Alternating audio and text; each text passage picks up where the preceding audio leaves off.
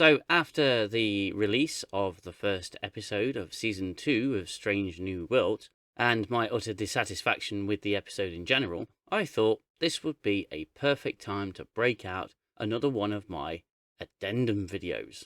This episode was quite possibly the worst opening episode of any of the New Trek series, and that is a shamefully low bar to have to meet. The episode opens with Pike talking to Una, with them trying to find a way out of her situation. He basically leaves the Enterprise with Spock in charge, promptly buggers off, and we don't see Pike again for the entire episode. Now, majority of people have come to Strange New Worlds to basically see Pike being the captain of the Enterprise. But in the opening episode of Season 2, he is in it for all of 5 minutes, and then you don't ever see him again. So Spock has been left in charge. He is struggling with violent outbursts of emotions, and then Benga gives him a lute to play. And of course, Spock can play the lute pretty well, even though he's probably never picked one up.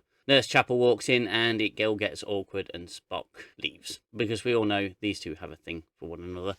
So after receiving a distress call from our favourite belter, Lieutenant La'an Noonien Singh, Spock decides to call Admiral April.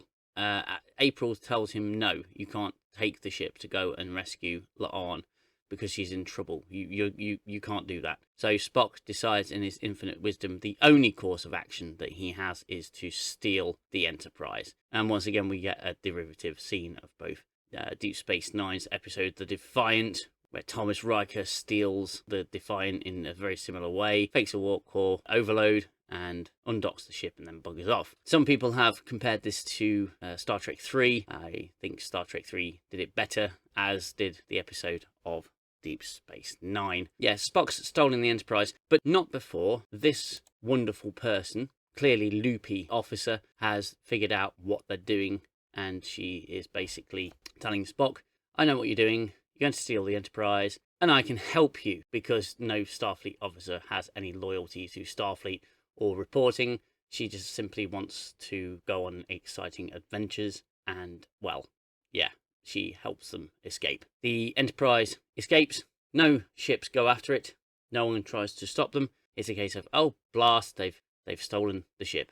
And as I said in my review, you have the scene on the bridge with the Spock being told he must choose a command to make the ship go to warp, because everyone has to have that command.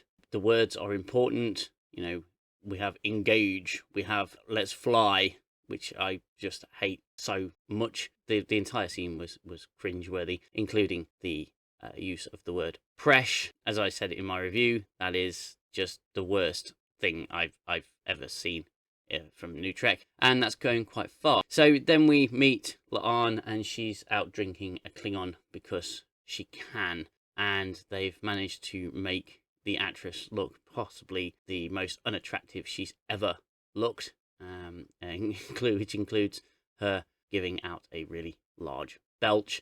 She manages to outdrink a Klingon, and she's there obviously trying to get some information on a new bunch of Klingons who are looking to start a war with the Federation. They are collaborating with humans because the humans think that a war needs to happen. The Klingons think a war needs to happen. So they're trying to incite one. The Enterprise arrives very, very, very, very quickly, as is, commonplace with new Star Trek. Distance really, really doesn't matter to these people whatsoever. Mbenga and Chapel, they meet La'an there, and the rest of the Enterprise bridge crew are down there, and they all have a meeting discussing this new threat. So Chapel and Mbenga go off to investigate, and end up getting captured by some Klingons and taken to a Federation starship that's not a Federation starship, it's one that's been cobbled together. These Klingons are after technology, and you'll notice I said technology because that's what the word is. New Trek has to be cool and shorten all the words down, so it's now tech. So they've built this ship from all the tech that they've been gathering. And we meet the clearly 12-year-old transporter chief, which I just thought was so out of place.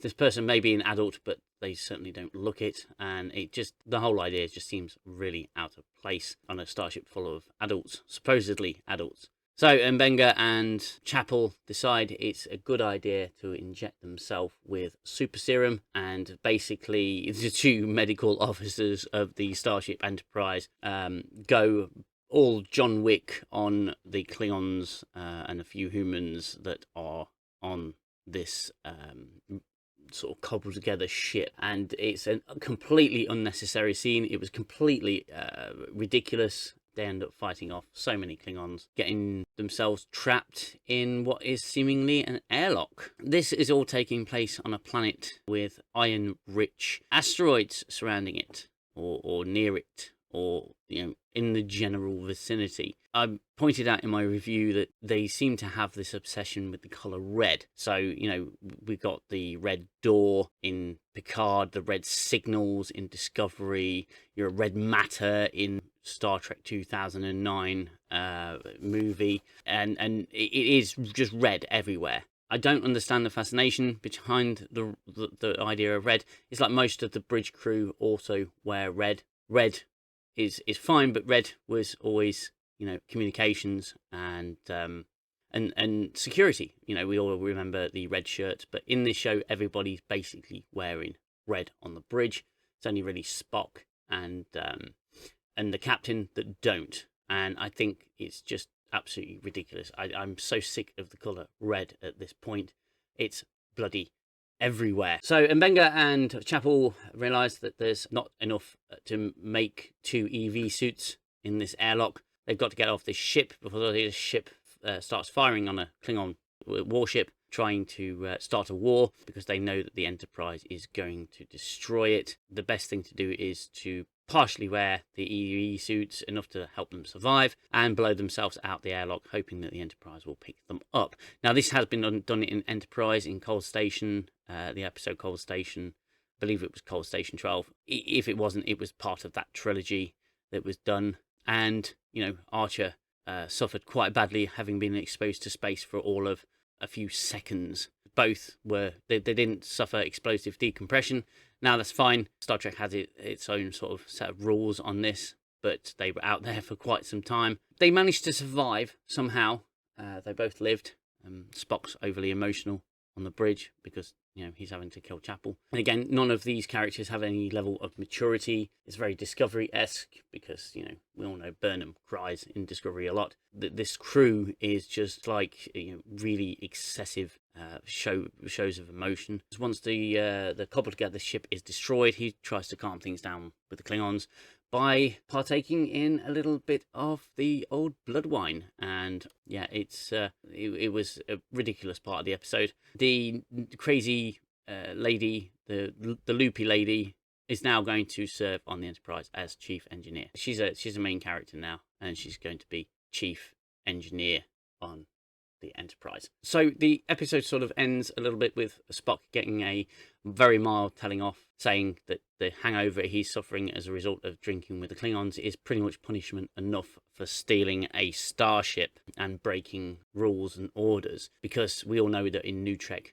Starfleet has no rules for these people, for its characters, no real consequences. The episode ends with a indication that the Gorn are going to be a massive threat this season. I said in my review that I wanted to be fair to Strange New Worlds in its first season, because every show struggles in its first season, and it was better than Discovery. It was very different, but once again, I'm telling you, they missed the whole point of Star Trek in this show. It is still filled with a false sense of drama. Everything that happens in this episode has no build-up. It just happens. Intelligent writers can take scenes such as the one with Mbenga and Chapel and really make it powerful. And they really did fail with it, because it was just overacted, far too much drama.